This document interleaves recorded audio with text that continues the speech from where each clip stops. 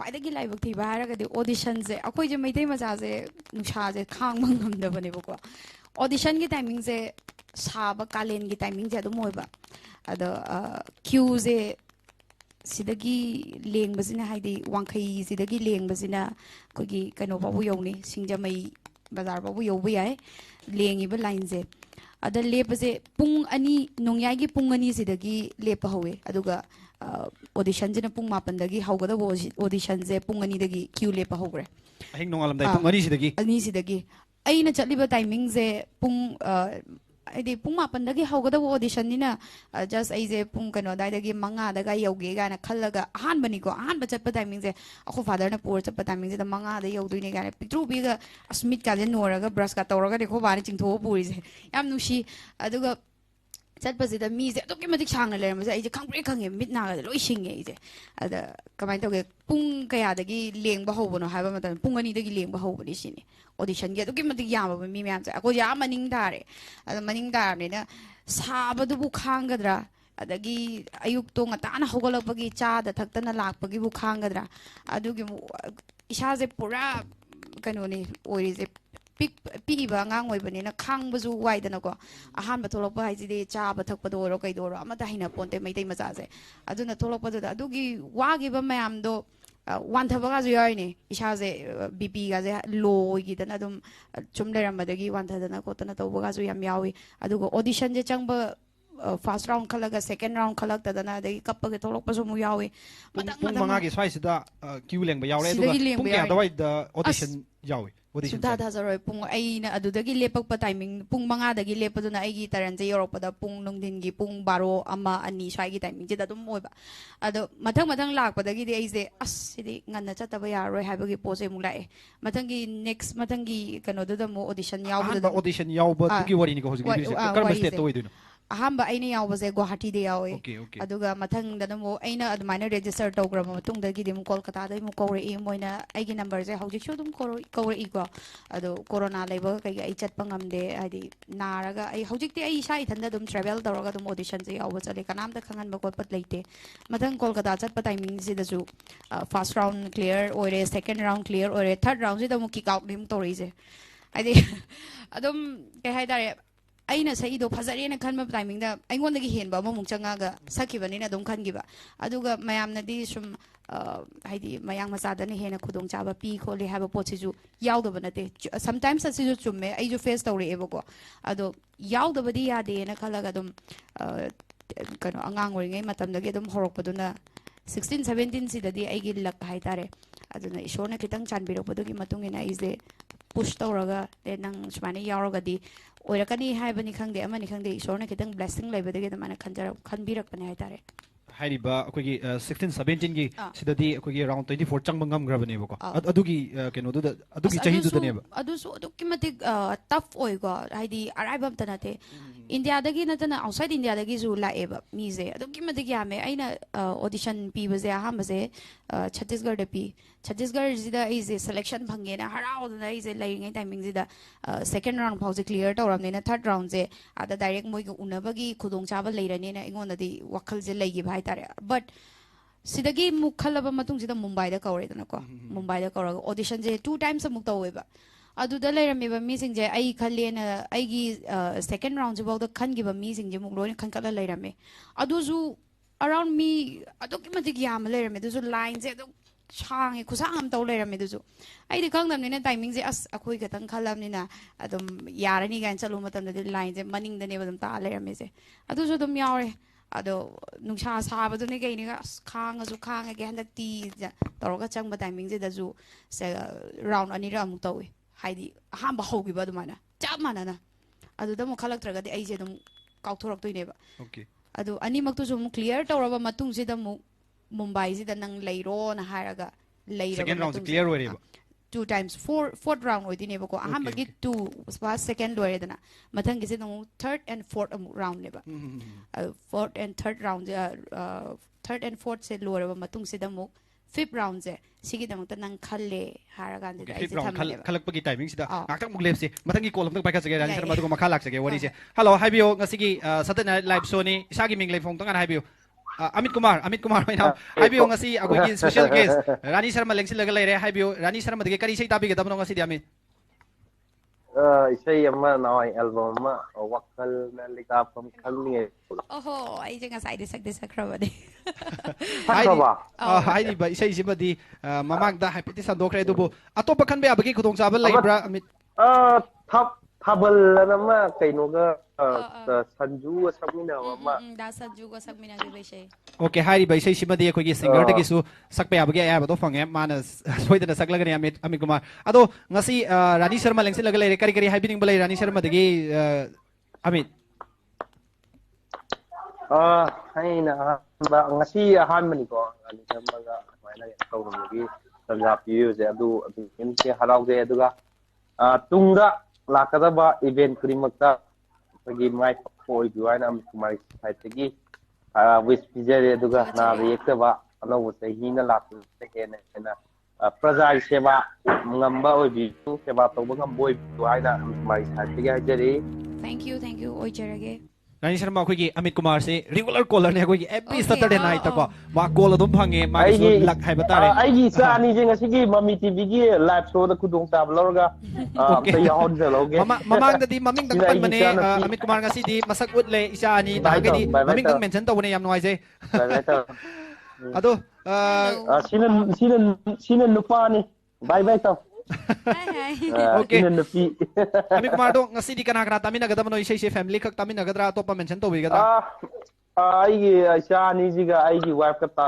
ta jarage Okay yam noi je Amit Kumar matung da su ko gi Saturday night live show support tor ga dum lebiu matung da su call dum to biu mathang gi Saturday su soidana lakbiu soidana call to biro ngasi gi damak di ai ji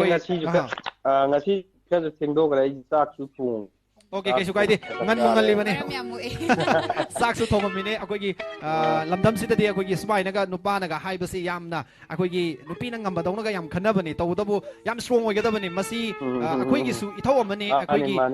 nupi gaktana chak thom nupi gi mathau sida nupa sing su mateng pangsin ba yade hai ba leibana te objecti matam se sakolak bagi matung ina hai gadra nupi gi problem sing se understand to bagi sang su yam na hengal ei hai je bagi wafam duni nupi sing da support to bagi yam hele hai ba tare objikan sida di ado Amit Kumar sagan jarak lagi yaradra ya Okay yam ngai je call to bira pagi tamak ta thaga chari Amit Kumar Rani Sharma de sei tamine si Shi dan ta babu shei ze aigi film adi aina sakjaki ba film singi marakta gi mane thabal live plot se sakjaki ba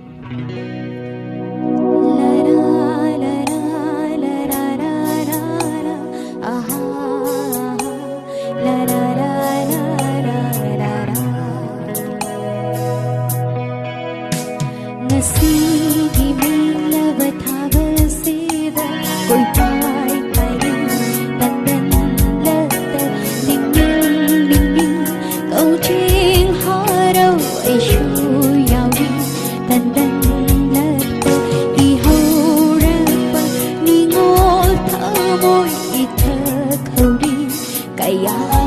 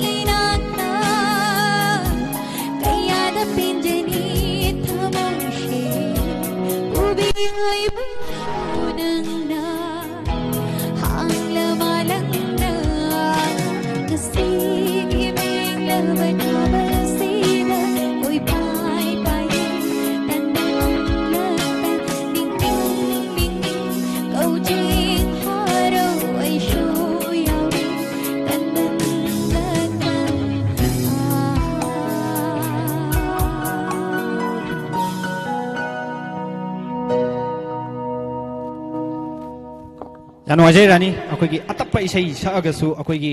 scale ꯋꯥꯡꯕ ꯏꯁꯩꯕꯨ ꯁꯛꯂꯒꯁꯨ ꯑꯇꯞꯄ ꯏꯁꯩꯕꯨ ꯁꯛꯑꯒꯁꯨ ꯑꯗꯨꯃꯛ ꯁꯨꯔꯗꯤ ꯀꯥꯏꯗꯦ ꯍꯥꯏꯕꯗꯨꯅꯦ ꯊꯃꯣꯏ ꯑꯗꯨꯃꯛ ꯁꯨꯝꯍꯠꯄ ꯉꯝꯃꯤ ꯍꯥꯏꯕꯗꯨꯅꯦ ꯏꯁꯩ ꯃꯌꯦꯛꯇꯨꯁꯨ ꯌꯥꯝꯅ ꯐꯖꯈ꯭ꯔꯦ ꯑꯩꯈꯣꯏꯒꯤ ꯉꯥꯏꯕꯒꯤ ꯑꯋꯥꯕꯁꯤꯗꯤ ꯅꯨꯡꯕꯨ ꯅꯨꯡꯁꯤꯔꯒꯗꯤ ꯉꯥꯏꯕꯒꯤ ꯑꯋꯥꯕ ꯂꯩꯇꯦ ꯑꯗꯣ ꯔꯥꯅꯤ ꯃꯊꯪ ꯂꯥꯛꯆꯅꯤꯡꯕꯁꯦ ꯉꯁꯥꯏꯒꯤ ꯃꯉꯥꯁꯨꯕ ꯐꯤꯐ ꯔꯥꯎꯟ ꯁꯛꯁꯦꯁ ꯑꯣꯏꯈ꯭ꯔꯕ ꯃꯇꯨꯡꯗ ꯉꯁꯥꯏꯒꯤ ꯇꯣꯞ 24ꯁꯤ ꯑꯗꯨꯝ ꯆꯪꯈ꯭ꯔꯕ꯭ꯔꯥ ꯑꯗꯨꯒ ꯑꯗꯨꯗꯒꯤ ꯔꯥꯎꯟ ꯀꯌꯥꯃꯨꯛ ꯊꯦꯡꯅꯔꯤ ꯀꯃꯥꯏꯅ ꯇꯧꯏ ꯆꯪꯗꯦ ꯍꯧꯖꯤꯛ ꯐꯣꯔꯠ ꯔꯥꯎꯟꯁꯦ ꯂꯣꯏꯔꯕ ꯃꯇꯨꯡꯁꯤꯗ ꯖꯖꯦꯁ ꯃꯌꯥꯝꯒ ꯎꯅꯕꯒꯤ ꯃꯌꯥꯝꯅ ꯇꯤꯚꯤꯗ ꯎꯔꯤꯁꯦ ꯃꯌꯥꯝꯅ ꯈꯟꯕꯗꯗꯤ ꯑꯩꯈꯣꯏꯅ ꯑꯣꯗꯤꯁꯟ ꯄꯤꯕ ꯆꯠꯄꯁꯦ ꯃꯣꯏ ꯑꯗꯨꯝ ꯐꯝꯃꯝꯃꯅꯤ ꯀꯥꯏꯅ ꯈꯜꯂꯦꯕ ꯁꯤ ꯀꯩꯗꯧꯅꯨꯡꯗꯣ ꯑꯣꯏꯊꯣꯛꯇꯕ ꯄꯣꯠꯅꯤꯀꯣ ꯃꯁꯦ ꯍꯥꯏꯗꯤ ओके हाइबदी फिफ्थ राउंड जे लोअर कांदा अखोइना टीवी दगा उरिबा जजेस की ममांग दा इसे सकबसे अदुगी मदुंग लाखदोइने से फिफ्थ राउंड उरीसे फिफ्थ राउंड अखोइना जजेस ममांग दगा थोइसे मयामनदी खनबदा फर्स्ट राउंड नि गाइना खनैदनको it's not a first round मदु फिफ्थ राउंड नेबा अदो समटाइम्स मदाव याबा मीगिदि अदुना थर्ड राउंड ओइबसु यावे अदुगा दाव यादबा अखोइगुंबा हाइतारे दावदे अमरोंदबुदि यारिने अदो फिफ्थ राउंड सिदा मोइजे थेंगनबगी खुदोंग चाबदो मयामदा टीवी दगा थोरपा खोटपगी खुदोंग चाबदो अदुनेबा अदुगा फिफ्थ राउंड जे सिलेक्शन फंगेना इजे हरावर लेरेजु कोक्सिदा टेंशन जे अदोम लेयेबा कगिनोदा फिफ्थ राउंड से खल्ला मतुंग सिदा मुंबई जिदा मोइना लेबम चाबम अदगी 3 स्टार होटल जिदा दोइना पी मैम जे अदो पीर मतुंग जिदा मोगी रिलायंस कंपनी की मोगी स्टूडियो जिदा खोइजे मथंगी राउंड गी दमकता हाइदना पूरगा चले टीम जे मथंग मथंग ने खाइदुइजे अदुगा मॉर्निंग पुंग मंगा जिदा खोइजे गेटअप तौरे रेडी ओइदना खोतना मैम जे चलजे तौरगा मोइना बस नोंगा थारकतना खोतना मफम जे होटल जे मोइना बुक तौबजे होटल मफम मंगा मुकने तौजे होटल जे अदो ऑडिशन जे यावबा पार्टिसिपेंट मैम जे गाते कॉन्टेस्टेंट मैम जे गाते नेबा अदुगी मैम जे मोइना लोइना प्रोवाइड तौर थमिनेबा चाबगी लेबगी खोटपगी मैम जे अदु मैम दो गाड़ी चलु मफम दो योर मतम ददी अखोइगा तो ओइ निंगा लेरंबसे अइगुंबा मयाम ममु लेरमे रिलायंस मागी कनो सिदा स्टूडियो सिदा अदुगा मथंग कौशलगा मागी ऑडिशन जे पीबा होरकपसिदा हाइदि आई इसाजे मफम दु यौरे हाबगी हराउबा नुंगाइबा दगी करी हाइतारे सिगी नुंगाइबजे अमरोमदसु हराउई अदुगा अमरोमदसु टेंशन जे समना गाजे लो युंगजानेदा 100 डिग्री दनि यैरगा लेइजे अदुना हराउबसु हराउई दगी टेंशन जो दम लई मैम से इंडिया दगी ओइना मोइना मतम दिदा अखोइगी खलेइसे अराउंड 3-4,000 मुकी कॉन्टेस्टेंट जी ओरंगदो माले मतम दु खनबसे मोइना अदुगी खलबा मतुंगदा अखोइ मैम से मथंगी 6 राउंड जिदा चंगबगी सिदा टॉप से मुक 100 मुक खलकपनेबा मैम जी मनुंग सिदा टॉप 100 से खल्लेको से थिएटर राउंड नि कोइ कोने चंगइसे थिएटर राउंड सिदा मोइना तौरिजे खुदक की गातने खुदक सिदा गुंबा कॉन्टेस्टेंट अमा मसक चुंगं खंगनदबा अमा जे जो कोसलानी अदगी अमाजों कोसलानी नोय होम जे ट्राई वो सो गाना तरोपा अदगी इशै अमा मोइना पिरानी सिगी इशै जे नोय खुदक दा फारगा नोय अनि डिओ सो गाना तरोपा मथंग मथंग सिदगी नांतो होरगा नेबा 24 गा योरकपा अदगी टॉप 64 गा योरकपा दमाना मी जे जब मोइना खतो इजे अदुगी खतोपदुगी कप्पगा थोलपा मैम दु उबदा इदे दम लोरे कोकसे दम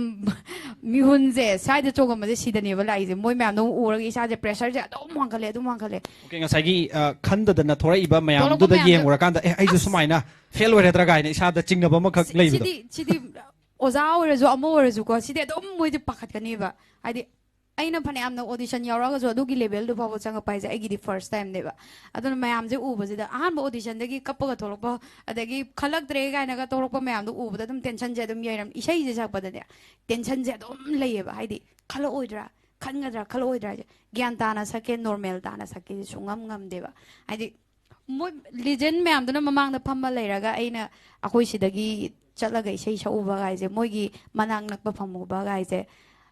हाइदि अमरोम दा हाइ तारगदी पुरा मंग चप माने बसे इसागी प्रोफेशनल इसागी कैरियर दुदा हान ऑलरेडी माइ पाखरब सिंगदुगी ममांग दुदा इशै सकलक हाइबसिदी इसादा नर्वस कोगी नर्वस अमगा इसादा तोबों खंग दा कनि मोमगा दु फाउदुइनी अइना फनेयामना हैरगजु अइना फनेयामना हैत्रगजु मोइगी ममांग दा हाइपेतंग लेपसे सिदा दुक्कि मति इसाजिदा टेंशन जे यामना वांगे हाइजबा तारे Okay. Yang mo aje hairi ba adugi koigi nervous marak tu da hai batare thumbang na ba tawong khang da ba adugi marak tu da top 24 fa chang na ba honaru ba isi arai bo phum nate ado hairi ba top 24 manung je changuro matung iram dam sida hala matung da isa da kari nungai ba karmaina feel tawgi karmaina express tawgi hai bitang share tawya bra adugi moment se moment se matam du da ai je yamna troll zo adum oigre haidi aina changoba matam se haidi manipur da Hindi thingi kholiana aise kitang emotional oigi hai tare ko ado adugi da magta haidi manipur de hindi thingi haibo pot se hairu basida ma'am na akogi sometimes aise troll to original mu manipur je hindi thingi adana ma'am gi mamang da hairu base manipur yon bani khot pani haibagi pot amasu yamna kanna aduki matik yamna chauna malaki hai tare hairi ba du da ngasai emotional film ma khak tawgi hai ba du yo isa da nuai ta ba ma khak ko aina haijabana smaina haigi bane haidi manipur de hindi thinga ga su aina hotna gi ba chang do aduna aina thinge haraga su aina hotna jabadu gi matungina sigi mafam je yorok pani go haiba aigi lever je siga tang aina just aina express taw jabane ba ada mayamna hoi aina express taw gi ba mong do da mayamna ado rani hairi ba adugi stage du baw yong no ba chat pa hai ba se family gi support amadi dom baba ga chamina bagi wari su tawri ado yam ngai smaina akoi gi iram dam sida aduga nupi shomu oi basina maram wara kanda akoi gi shagi career gi field sida sangsalak pa matam da imung manung gi support phang da basi yam lai re akoi gi sanaroi da boiro mapalam da trial chat kani ga hair ga di hek thing madong na tawba adagi yam lapi nang na chatui do ga hair ga angang sing gi adugum bagi akoi gi thing basina maram wara kanda magi career magi professional line du da chat ka da bagi to khiba akoi gi chakhum da punchi loisan gi ba nupi mayam ama iram dam sida lai ta banate ado hairi ba sing sigi mayam ji sigi mayam marak sida family ki support ka loina na hairi ba feel sida adu yong na chaluraga mai panglak bai je arai bo phom na te smai tawdana akoi gi iram dam sida leibiri ba mayam na su icha issue mayam ama na pam li ba si kari no hai ba si yam mun na khangbi ba matok tai lairik tammaga lairik tu da magi kari hai tare akoi gi mai pak pudong amoi da boi tar ga atopa professional chang ba da thodong na kai da bra khanje ado rani adu mai taw khra ba matung akoi gi hairi ba manipur da la ba matung da isai gi live ki akoi gi so sing sida isa gi fan ori ba sing sina karamba expression torok matam da kari isa da phau base akoi gi fan sing da kari hairak ba da karmai na torok ba da isa da nuai base karmai na phawi kari hairak pa theng gi adugi moment nuai gi bagi moment zo amani dang share tawbiu khara mana ai je amna support of gi adagi khara mana ibu manipur yole habagi pot amazu mu negative sonum lakhe ado negative or positive lakpado ai isana dum ai lausan jai hadi negative aina hairuba mong dona moina khanbo oramasu yana ai kaidong nungda aina si tawrubani habagi poti kemta leijade aduga positive lakpa mayam dona di nangna sibawa changuba se nangna tamjaruba akoi sida thingjaraga su nangna manungda hotnaraga nangna yauruba se hotnabado yaudраga di akoi manipuri se thingi banuna sumara moraga koi se national level gi pot sida changapado su kitang ju wabagi pot amasu oireba hojikte aduna tang se akoi gi loan je national language se ngang ma su hojikti adum anambana su ngang ba hitre only english lom da loina chat khre aduna sigi pot sida aina pamjaru bagi haija batare pamjaru bani na aina jum loan athumno honaraga lakpani na openly sakpa ha du hojik yabana tabani na aina pamiba potu da chatke yauna chat khraga honarakpadu gi matungina mayamna dukki matik appreciate tawbirai nangna thingaga su nangna honaraga nangna yori is akoi gi maini haibirpasu yawi negative su lakpasu yawi adoi objection like jade ani akoi gi struggle amadi work hard ai koi kanna hotna ba aduga lepa leitaba giving up tawdabase sina akoi gi mai pak pagi lambi sida akoi gi panthung de yongna pusan ga dawri bani haibadu gi wafam ne akoi gi hairi ba rani sidagi rani gi wari sidagi inspire tawra kanda lamdam sida magi career amam da magi professional amam da mai pak na ba changsin liba sing soiden inspire tawbi hona ba lepa yate hona ba bu lepa ga di som na khalli ba pandam tu phangoi dawri bani marak sida akoi ngasi gi co sponsor amuktang lakthok chauge ngasi akoi gi Saturday night live show co sponsor tawrekli ba yai pokpa rehabilitation in the child care center hairi ba koi gi rehabilitation center se kwa ke tel akam lekai hairi ba phum se da soidena chatpiro adongi chei kun manga fawbagi manung da leiba sai su sing nisagi pak da lai churaba aduga wakal gi tongan ba akoi gi ana ba leibiragadi hairi ba phum se da soidena thambiro aduga hairi ba phum se da every akoi gi field kuding ma ke facility le lying bagi akoi gi medicine gi doctor aduga akoi gi psychologist na sing ba mayam ma akoi gi tongan ba field gi kudong chaba dum hairi ba phum se da leirabani mayam soidena contact tobiu hairi ba mafam asigi akoi gi managing director gi thau pubiri ba ming Lucky Soram soidana contact tobiyo managing director magi contact number 98630 32860 amtanga ningsing jauge Lucky Soram managing director Yaipokpa rehabilitation and child care 98630 32860 hari bhum sida soidana contact tobiyo asom somgi darkar leiba kuting mak hari bai sai su singse hari basiga akogi hari rehabilitation sida thamma matamda karimta chingingai leitre akogi hari rehabilitation center sina kathokpa magal loinana akogi lamdam asigi kana nabagi damak haiba tare lamdam asida karigumba kharadang oirabsu achumba lambi da purakna bagi pandamda changsil liba hari rehabilitation center sida soidana contact tobiyo soidana thambiyo mathanga sidi akogi rani mathangi akogi call lakpa ngai boina akoina khangjaning basi rani dagi Marshda call amtang loka chawge makha amuk koigi call singi matung da wari tawsi hello hello Hello. Mami TV Saturday Night Live soni sagi minglei phone tang ana habiyo Ai mình sắp plan cầu ấy. saplang kai lam dagi no Chả không thâu vào lại cái đấy. tera khong thobal lekai dagi ngase koigi special guest da Rani Sharma leire kari sei ta duino Rani Sharma dagi Chera ni Sharma dagi PUBG army ko tajage. PUBG gi army ko ado hairi bai sei sidi magi makti na tabanina habet aya bam tang lawjage singer dagi yani ko Rani hairi bai sei sakpa yade ai mathangi done sage okay hairi bai sei simadi nang sauba yadre chera ni dagi sakpagi aya bdo leitre nang ato bai sei khanba ya bro to bai sei am khalo dana Adu di si butoy na haraw ba to bududi. adu mamang da sakrabane adu gi sei dumadi adu su mamang da sakre ato padi lei bro chese Rani na cover ga sakba na traga masagi sei akang balai bro kariba Lojing loya to bodo. loijing loya adu su Rani na sakpa isai nate mana sakpagi aya bdu leite hairi bai sei dumasu Rani na apamba ma dedicate torga sa lage yaradro Yarni. okay saplang da kogi dedicate torga se Rani na saklak pa isai amaka dedicate to holaga sal jarak lage kana kana tamina dino isai se Ako family ni da. oh family puna taminar ge boko cable tv da yeng bro Cable TV da. oh ado family hai se mama baba su yaw bro nang na thanda yeng iro kana kana yeng minai no Loya ida. lo yaw e boko ado che Rani Sharma je khang pa kyam kuirage Kuire. okay kogi achoba big fan amaga oirame hai du hai budo tare kogi saplang je yam koi na masak khanga lerame ado isai je sagan jarak pa yaradra che Rani dagi isai je taminar si Jajarani. okay call to bir pagita magsa saplang ko tagat chari che Rani dagi hai re isai je taminar si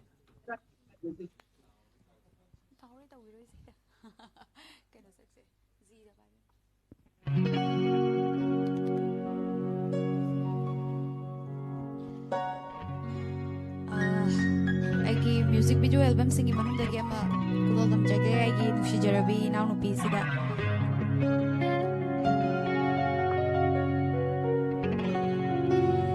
Yang tina fajay ko lupa yang mali ko lupa ko magdagi ng nagum henheli ko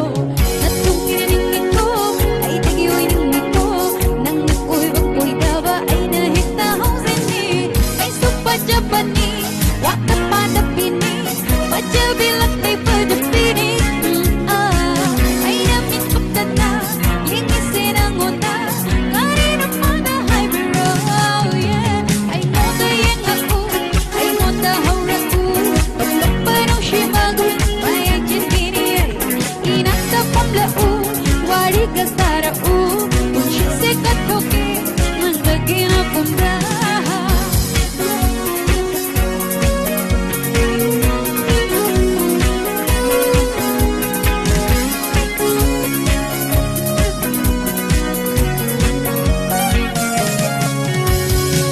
ay gipun sisita nasi fongking na pa napade ay na horak pa oy ka hapya pa amoy ka set now pa amat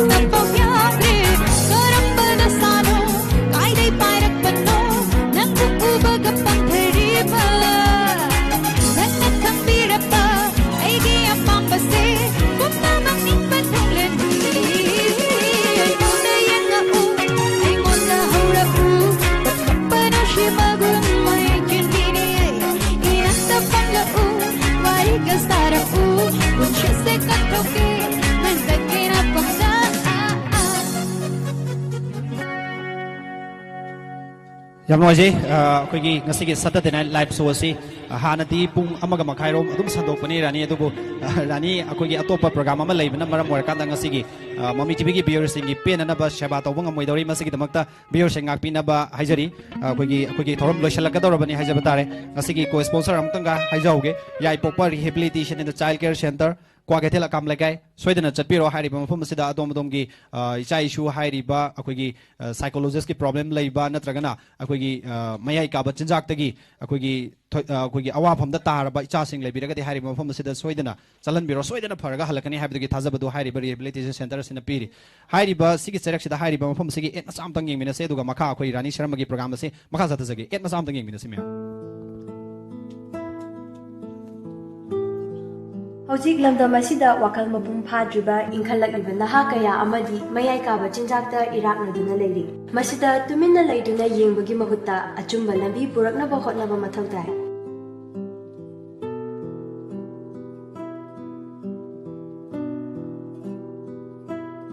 Hariba center asida mental health disorder amadi drug addiction gi treatment tawjari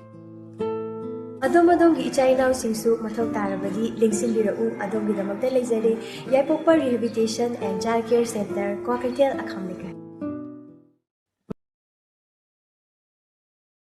Lanikok, Lokolagang Siki program, see Lucian Zaragani, ma'am. So then I try to biro Makagi WhatsApp number, Sida, so then a video call to biro, Adonga, live interaction to Rogangasigi, special guest, Nasigi Mami TV Saturday night, live Sogi. Ako'y special guest RANI SHARMA ako'y direct interaction to bigkudong sa abad soy din lobby ho matung da ninga moy call tormatik yagi matik phagada no ko na kallaga lay hogani matangi call pa chage hello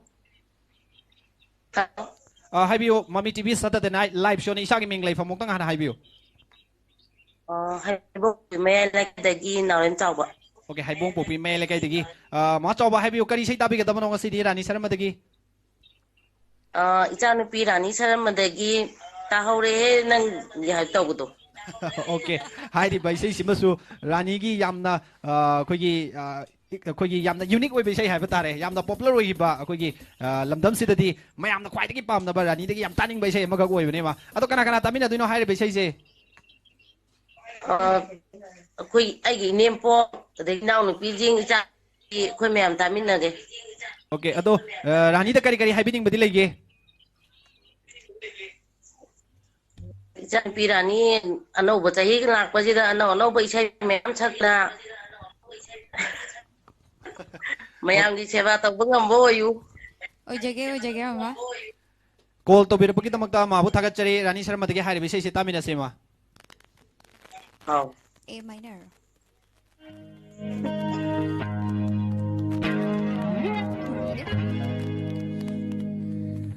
Tahore hai nagino samjigi gula leina su kuidrebe leinam su jelibini tahore hai nagino samjigi gula leina su kuidrebe leinam su jelibini yauri barayin biyu Heglek ibukama Oh yauri barayin biyu Heglek ibukana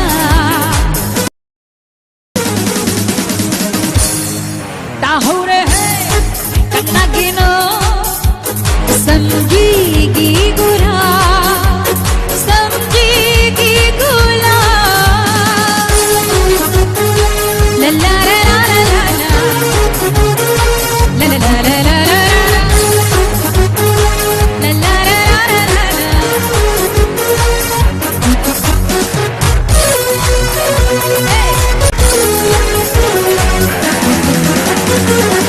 Upulat leira manana ho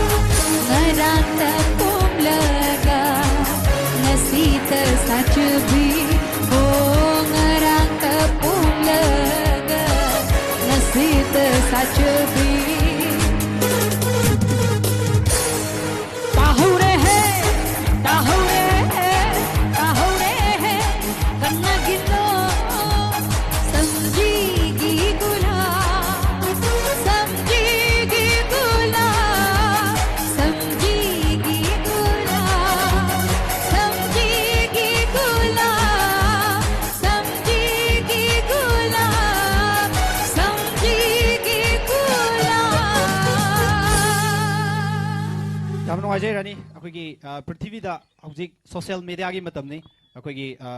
original ꯁꯛꯏꯕ ꯃꯤꯁꯛꯇꯨꯗꯒꯤ cover ꯁꯛꯄꯅ ꯍꯦꯟꯅ ꯃꯃꯤꯡ ꯆꯠꯈꯤꯕ ꯍꯦꯟꯅ viral ꯆꯠꯈꯤꯕ ꯑꯩꯈꯣꯏꯒꯤ ꯄ꯭ꯔꯤꯊꯤꯕꯤꯗ ꯌꯥꯎꯗꯕ ꯅꯠꯇꯦ ꯇꯨꯡꯒꯤ ꯑꯁꯥ ꯌꯥꯝꯅ ꯆꯥꯎꯅ ꯂꯩꯔꯤꯕ ꯂꯝꯗꯝꯁꯤꯒꯤ ꯌꯥꯝꯅ ꯑꯩꯈꯣꯏꯒꯤ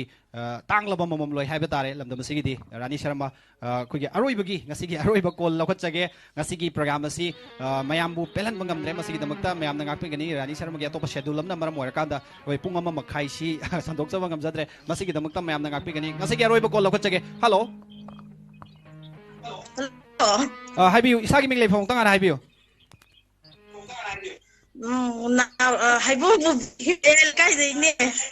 ओके हाइबोंग पोपीसी रानी अखोगी ममी टीवी की फैंस अदुकी मतिक लेबनी हाइबोंग पोपीसे को अखोगी ममी टीवी सतते नाइट ता अखोगी कॉल यामना तोबिरे हाइबा तारे हाइबोंग पोपी मेल काइदगी हाइबियो करी सही ताबी गतबनो रानी शर्मा दगी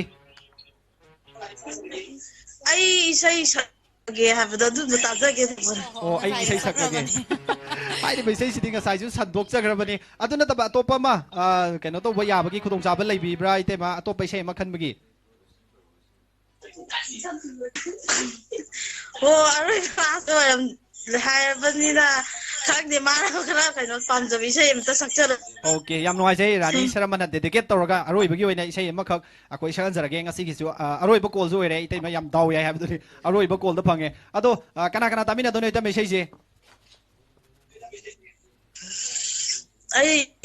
इमु पुना पुलप तामिना जागे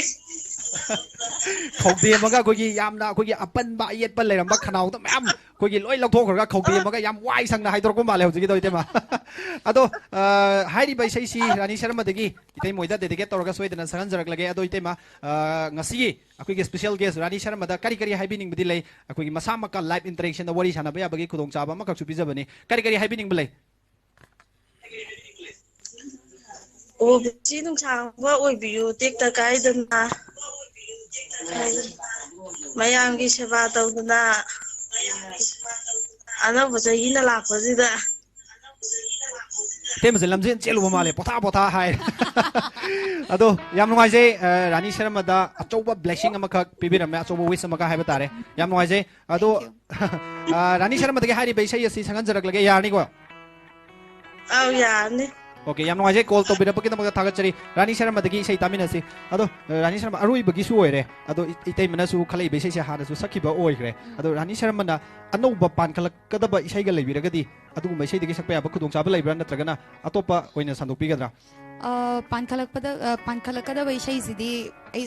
कनो ना थमजरगे हाइदे सेक्रेट ओइना दम थमजरगे आइगे होजे न्यू ईयर गे अनो वैशैसे होजे ngasi खितंग लानथोखरगदी ए मैमना सरप्राइज ओइबदो खितंग हंदगिनी हाइजब तारे अदना फेब्रुअरी सिददी आइगे अनो वैशैदो मैमदा पुथोकचरगनी अदुगा होजे आइना खुदोल थमजगे खंजरी वैशैसे यामना वायरल होइखिबा ट्रेडिशनल ड्रेस सेलगा मैतै नुपी मना वेस्टर्न नंबर सकले ई गाने यामना एक्सपेक्टेड इसे हाइबा तारे मयाम दको अखोगी ट्रेडिशनल ड्रेस के सेल कांदा इंग्लिश की इसे सलकदो मयाम दा एक्सपेक्ट तौगिदो मखक फावगिबदो अखोगी बाबोक सिंग दा ऑडियंस सिंग दा यानी हाइरि बैसै दु सदोगा मयाम दा ngasiगी लोइशनबगी इसे सि मदु नोइ मिनर सिरानी थैंक यू इदम त पाइबियो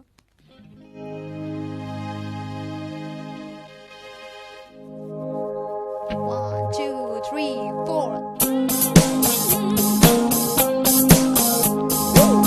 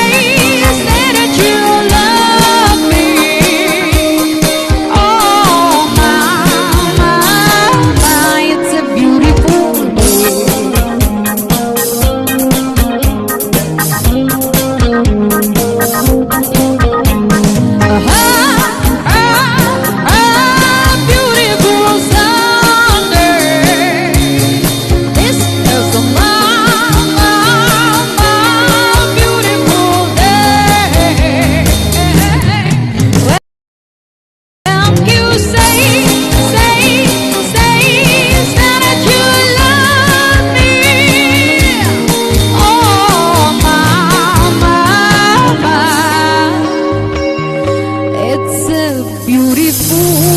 day. Thank you. Masigi Saturday Night Live Show mamangi haiba tare mamangdagi kitang tonganba amagasu tonganba mahau amasu tanghanbiram le Rani Sharma na English ki sai phajaba ma landok piraga haiba tare ngasigi damakta di matang asida Saturday Night Live Show loisinjari ngasigi thorom asida ngasigi Saturday Night Live Show da call to birakkiba singbu ngapai litana thagachari Rani Sharma su akogi Rani Sharma gi fan mayam amada akogi mathangi February da anouba isai ama akogi putokado surprise na ngasi su samdre ado next akogi February lakadri ba tha sigi akogi tha sida soidana de release tawragada ba isai asi Mami TV ki Mike dagi shu mayam da sakhang ba mayam da kwai gi pam da ba isai ama oirasanu haiba wish to Mami TV Mike dagi bijari isagi asin ba schedule kya kai thokpiraga Mami TV ki Saturday Night Live Show da haktang urabusu lengbirakna ngasigi Saturday Night Live Show asibu mapung phan biba ngakhi litana thagachari amuka na thagachari Rani Sharma Thank you. Being biriba viewer amadi call to wirkiba mayam busu ai isha Rani Sharma na ngamkai litana thagachari amadi ikai kumna bochari aduga ngasigi aigi a companies mayam busu ai thagat pa phongdok chari aduga sombusu Rakesh busu ai ngamkai litana thagachari ngaktang interact tawbagi tanja pibi bagi damakta suai mayambu amuka hana thagachabaga loinana Mami TV taibang Mami TV busu wish pijage sidagi hena paktok chawthoraktana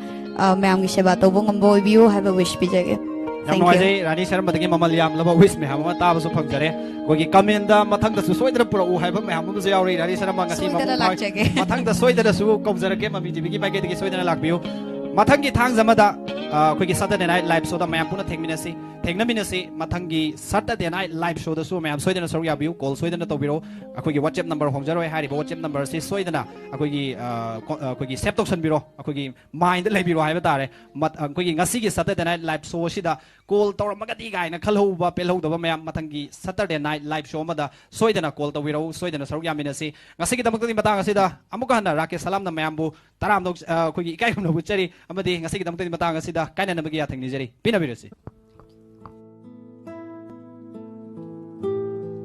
Hojik lamdam asida wakal mapung phadriba inkhalakliba naha kaya amadi mayai kaba chinjakta iraknaduna leiri masida tuminna leiduna yengbagi mahutta achumba lambi puraknaba hotnaba mathau tai